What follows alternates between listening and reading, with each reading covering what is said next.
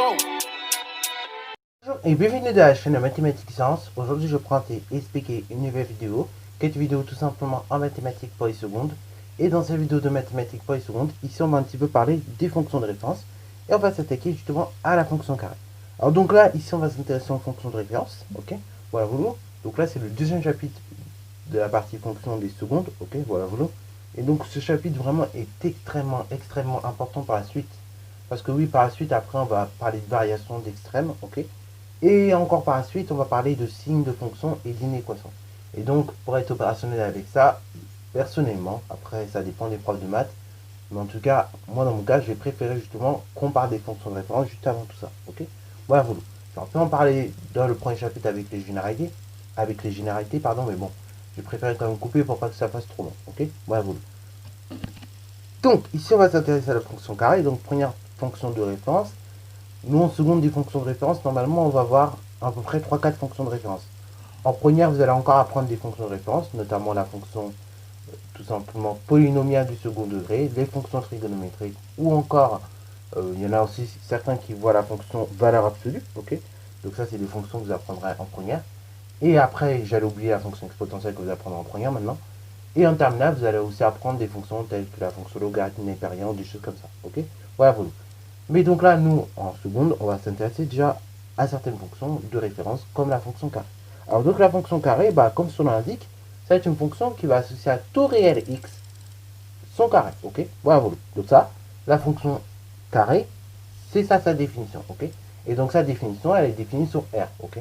Donc en fait, associé à tout réel x, donc dans l'ensemble de définition, qui est R justement, à son carré, ok. Voilà, voilà. Voilà, donc ici, la fonction f qui est définie sur R par f de x égale x au carré, c'est ce qu'on appelle la fonction carré, ok, voilà, voilà. Et donc ici, elle va associer à tout réel x son carré, ok, voilà, voilà. Alors donc ça, c'est la définition de la fonction carré. Alors donc, pour que vous puissiez voir un petit peu les choses, ici, je vais vous proposer qu'on fasse un petit tableau de valeur de cette fonction, ok.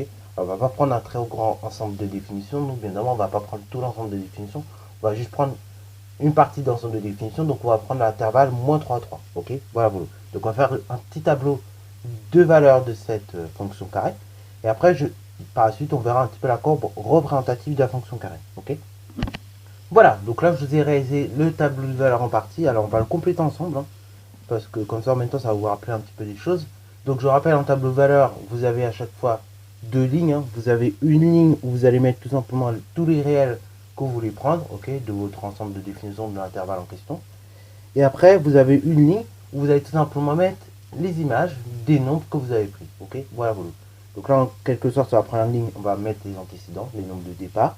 Et là, sur la seconde ligne, on va tout simplement mettre les images des antécédents, ok, les images des nombres de départ, ok.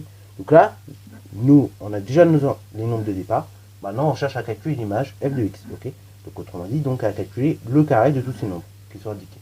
Bon, vous allez voir, c'est pas trop compliqué normalement. Donc là, on va commencer par moins 3. Donc moins 3, on calcule son carré, c'est moins 3 au carré. Donc ça fait directement 9. Ok, voilà vous. Attention, moins 3 au carré, ça fait pas moins 9. Hein, parce que moins 3 au carré, je vous rappelle, on le note de cette façon-là. Ok, c'est moins 3. Le tout entre parenthèses au carré. C'est-à-dire, c'est moins 3 fois moins 3, ce qui fait bien 9. Ok, puisque moins par moins, ça s'annule, ça fait plus. Et après, 3 fois 3, 9. Ok, voilà, voilà.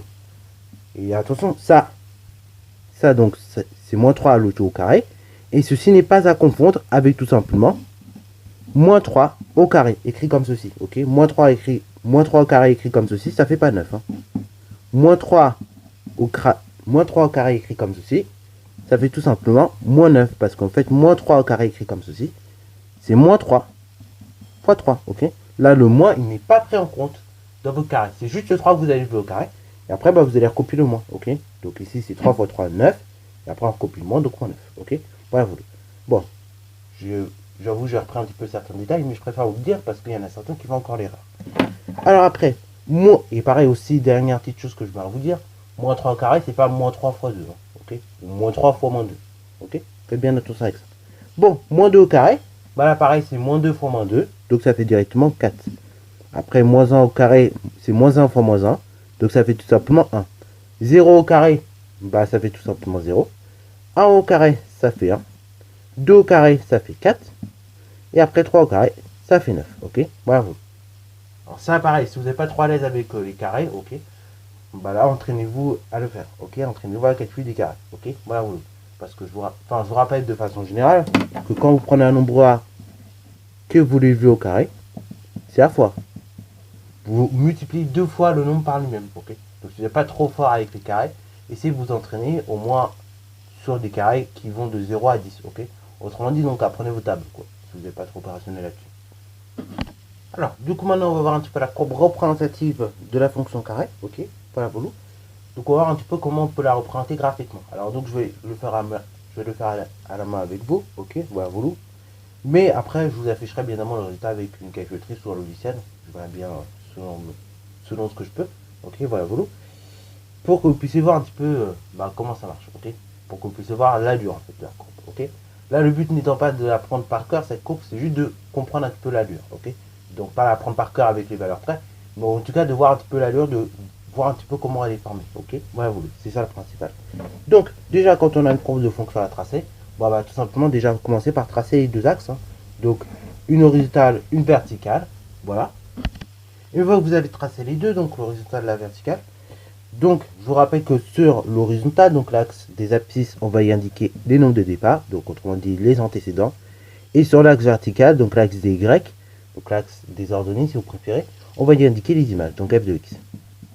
Voilà, ceci étant dit, maintenant donc on va tout simplement choisir une graduation.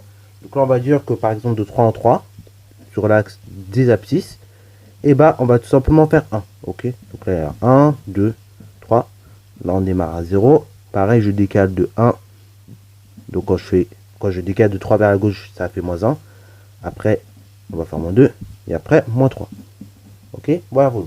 Et après, pareil, sur l'axe des ordonnées, je vais dire que par exemple, quand vous faites 2, ça correspond tout simplement à 2. Ok, voilà, voilà. Donc on aura 2, on aura 4, on aura tout simplement après 6, et après on aura 8. Ok, et après on aura éventuellement 10. Voilà. Bon, une fois que vous avez choisi vos graduations, que vous avez fait vos deux axes, et ben après il ne reste plus qu'à placer vos points. Ok. Donc on va commencer par le premier point. Donc de coordonnées moins 3, 9. Alors oui, pourquoi moins 3, 9 et pas autre chose? Ok. Donc je vais peut-être vous mettre le tableau pas trop loin. Voilà. Parce que je vous rappelle, d'abord, pour les coordonnées d'un point de la courbe, vous allez d'abord tout simplement prendre l'abscisse. Ok. L'abscisse ça correspond au nombre x. Et après, l'ordonnée, donc l'ordonnée, ça correspond à f de x, ok. Voilà, vous l'ordonnée, c'est l'image du nombre de l'abscisse, ok. Je ne sais pas si vous vous rappelez ça. Voilà, c'est comme ça qu'on faisait pour vérifier si un point appartenait à une courbe. Donc là, pareil, et ben d'abord, on va placer l'abscisse, donc le nombre x, et après, on va placer l'ordonnée, donc qui est l'image du nombre de l'abscisse, ok. Autrement dit, donc, l'abscisse, c'est moins 3, et ben on va placer en ordonnée l'image de moins 3 par f, c'est-à-dire 9, ok. Voilà, voilà. Donc là, on va en moins 3. Ensuite, je vais monter jusqu'à, j'ai dit, tout simplement, 9, et voilà, j'ai placé mon premier point de coordonnées, moins 39. Après, on fait la même, donc avec le point de coordonnées, moins 2, 4, ok, voilà, voilà. Après, on continue avec le point de coordonnées, moins 1, 1. On fait la même avec le point de coordonnées 0, 0, le point de coordonnées 1, 1, le point de coordonnées 2, 4, et après le point de coordonnées 3, 9, ok, voilà, voilà. Alors bon, voilà normalement l'enchaînement de points que vous devez obtenir, ok. Alors maintenant, on va relier tous ces points à main levée pour voir un petit peu l'allure de la courbe, ok. Donc bon, je vous promets pas un truc extraordinaire, voilà. Et si pareil, vous êtes des galériens avec ce genre de choses, hein, quand on vous demande de relier les points à la main levée, je vous conseille pareil de vous entraîner, ok. Ça demande un petit peu de technique et de pratique. Mais après, bon, quand on sait bien faire, vous allez voir, en général, ça fait des choses assez originales, enfin en tout cas assez convenables, ok. Voilà, voilà. Donc là, voilà à peu près l'allure de la courbe. Alors bon, c'est pas parfait, mais ça vous montre un petit peu l'allure de la courbe, ok. Donc ça va faire un petit peu une espèce de courbe envasée, ok. Voilà, vous. Donc je vais vous montrer avec une calculatrice, ça va faire plus simple. Voilà, ça sera beaucoup plus beau. Et donc là, vraiment, vous avez ce qu'on appelle une parabole. Et oui, quand vous avez une fonction carrée, la courbe représentative d'une fonction carrée, si vous pouvez mémoriser ça comme ça, c'est une parabole, ok. Alors attention, ne confondez pas la parabole, ce que vous voyez là, avec ce qu'on appelle aussi l'hyperbole. L'hyperbole, c'est comme ça. La parabole, c'est ce qui est là, ok. Voilà, voilà. Donc là, c'est la courbe qui s'affiche à la parabole. Et l'hyperbole, c'est ce qui s'affiche tout à l'heure, ok. Voilà, voilà. Donc de façon générale, comme vous avez une fonction carrée, et bah, sa courbe représentative, c'est tout simplement une parabole. Voilà, c'est ça, première des choses que l'on peut dire. Deuxième des choses aussi, ça concerne la parité. Et oui, j'en avais parlé dans un chapitre précédent, donc sur les généralités de fonctions. Mais oui, quand vous avez une fonction qui est tout simplement de type f de x égale x au carré, donc quand vous avez une fonction carré, et bien en fait la fonction carré, c'est tout simplement une fonction qui est paire sur tout l'ensemble des définitions. Ok, donc on va dire que la fonction carré est paire pour tout x de R. Ok, voilà. Voilà, donc on va dire que la fonction carré, elle est paire pour tout x appartenant au réel. Ok, voilà, pour tous les réels x entre guillemets. Donc on peut dire ça comme ça aussi. Et donc pareil, si on veut démontrer cette propriété, c'est pas trop compliqué. C'est simple, on va d'abord calculer f de x, f de moins x. On précise également que l'ensemble de définition, il est symétrique par rapport à 0.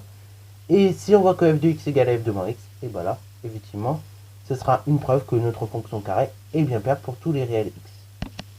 Donc comme je l'ai dit, on va d'abord calculer d'une part f de x. Donc f de x, c'est tout simplement x au carré. D'autre part, on va calculer f de moins x. Donc f de moins x, c'est tout simplement moins x le tout au carré. Autrement dit, donc c'est moins x fois moins x. Moins par moins, ça fait plus. Et après, x fois x, x au carré. Donc ça fait plus x au carré. Autrement dit, donc x au carré. Je m'aperçois quoi? Je m'aperçois finalement que je calcule qu'en calculant f de x ou bien f de moins x, j'obtiens la même chose, j'obtiens le même résultat. Ok, voilà. J'obtiens que f de x égale f de moins x. D'autre part, je peux préciser aussi que R est symétrique par rapport à 0. R, ça correspond aussi bien évidemment à l'ensemble de définitions de la fonction carré. R étant symétrique par rapport à 0. Ok, donc on peut préciser que R est symétrique par rapport à 0. Après, rappelez que f de x, de ce cas-là, est égal à f de moins x. Ok, d'après ce qu'on a pu voir. Donc, en conclusion, votre fonction f est bien paire pour tout réel x. Voilà. Donc vous avez vu, c'est pas très difficile à démontrer. Un jour, si on vous demande de démontrer qu'une fonction carré est paire pour tout réel x, bah d'abord vous calculez du part f de x, vous calculez f de moins x, vous précisez que vous avez un ensemble de définitions qui est symétrique par rapport à 0. Donc ici c'est R pour la fonction carré, l'ensemble de définitions. Après, éventuellement, vous pouvez mettre à la fin que vous avez constaté que f de x égale f de moins x en plus. Dans ce cas-là, on peut dire que f il est paire pour tout réel x. Ok, voilà. Donc voilà, il faut bien que vous respectiez ces deux conditions-là pour avoir une fonction paire. Non seulement que l'ensemble des définitions soit symétrique par rapport à 0, que f de x soit égal à f de moins x, et à partir du moment où vous avez ces deux conditions réunies, et ben vous avez une fonction qui est tout simplement paire. Ok, voilà. Donc, en tout cas, j'espère que cette petite vidéo t'aura plu. Ok, si c'est le cas, n'hésite d'ailleurs pas à la liker, commenter, et bonne reste à toi en mathématiques et en sciences.